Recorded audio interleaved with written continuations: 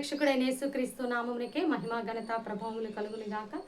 Jesus with has ministries Telugu YouTube channel వీక్షిస్తున్న మీ అందరికీ మా హృదయపూర్వకమైనటువంటి వందనాలు. ప్రియులారా, బాగున్నారా?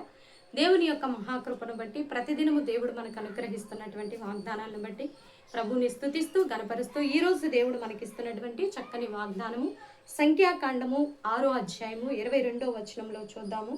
యెహోవా నిన్ను ఆశీర్వదించి నిన్ను కాపాడును గాక. యెహోవా నీకు తన సన్నిధి కాంతిని ప్రకాశింపచేసి నిన్ను కరుణించును గాక.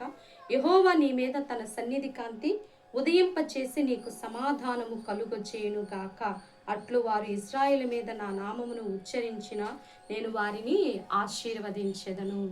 ఈరోజు దేవుడు మనకిస్తున్నటువంటి చక్కని ఆశీర్వాదం ఏంటంటే, ఆశీర్వాదము దేవుని సన్నిధి మనతో ఉంటుందని, మరి తన సన్నిధి కాంతి మనపై ప్రకాశింప చేస్తానని దేవుడు ఈరోజు వాగ్దానం చేస్తున్నాడండి. అందుకే మోషే అంటాడు, ప్రభా నువ్వు నాతో వస్తేనే నేను వెళతాను, లేదంటే నేను రాను. అంటే దేవుని యొక్క సన్నిధి మనకి తోడుగా ఉంటేనే, ఆయన మనకి తోడుగా ఉంటేనే ఎంత క్లిష్ట పరిస్థితులనైనా ఎదుర్కొనేటటువంటి శక్తి మనకుంటుంది.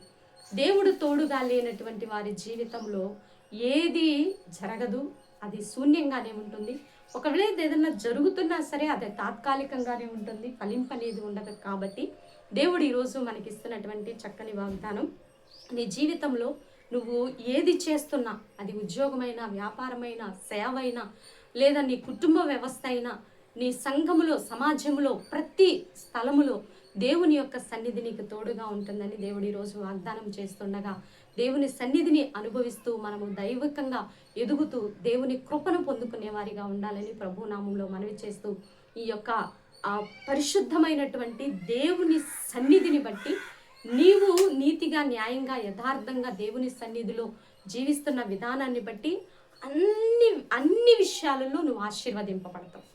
అన్ని స్థలాలలో నువ్వు ఆశీర్వదింపబడతావు. అనేక మంది నిన్ను చూసేవారిగా, అంటే నీవు ఆ యొక్క దేవుని ప్రజెన్స్ను అనుభవిస్తున్నావు కాబట్టి అనేక మంది ఆ వెలుగులోనికి ప్రవేశిస్తారు. అనేక మంది మారు మనసులోనికి నడిపించబడతారు, దేవునికి దగ్గర చేయబడతారు. అంతకంటే కృప మనకేం కావాలండి? దేవుడు ఈరోజు ఇటు వాగ్దానాన్ని ఇస్తుండగా రిసీవ్ చేసుకోవాలని ప్రభునామంలో మనం చేస్తూ చిన్న ప్రార్థన చేద్దాం. ప్రార్థన. పరిశుద్ధ మహాగణుడ, ఘనమైన తండ్రి, మీరు ఇచ్చిన చక్కని వాగ్దానాన్ని బట్టి నీకు వందనాలయ్య. నీ సన్నిధి కాంతి మాపై ప్రకాశింపచేసి ఉదయింపచేస్తానని మీరు వాగ్దానము చేసినందుకు వందనాలు ప్రభా.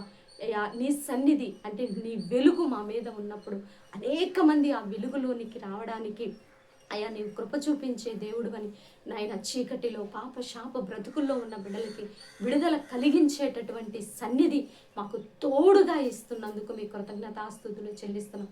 ఈరోజు బర్త్డే, వెడ్డింగ్ డే జరుపుకునే బిడ్డలను దీవించి ఆశీర్వదించండి.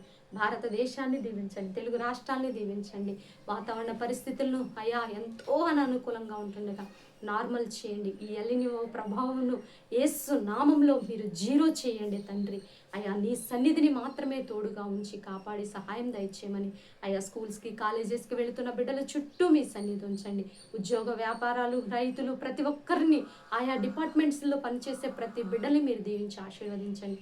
సేవకులు చుట్టూ కూడా నీ సన్నిధి ఉంచి ఈరోజు బర్త్డే అయా ఎవరెవరైతే ఆయన ఆయా ప్రాంతాల్లో జరుపుకుంటున్నారో అటు బిడ్డలను కూడా జ్ఞాపకంలో ఉంచుకొని, మా కుటుంబాన్ని కూడా జ్ఞాపకంలో ఉంచుకోమని యేసు నామములో అడిగి వేడుకొని పొందుకొని ఉన్నాము తండ్రి. ఆమేన్, ఆమేన్. ప్రియులారా, ఈ వీడియో మీకు నచ్చినట్లయితే లైక్ చేయండి.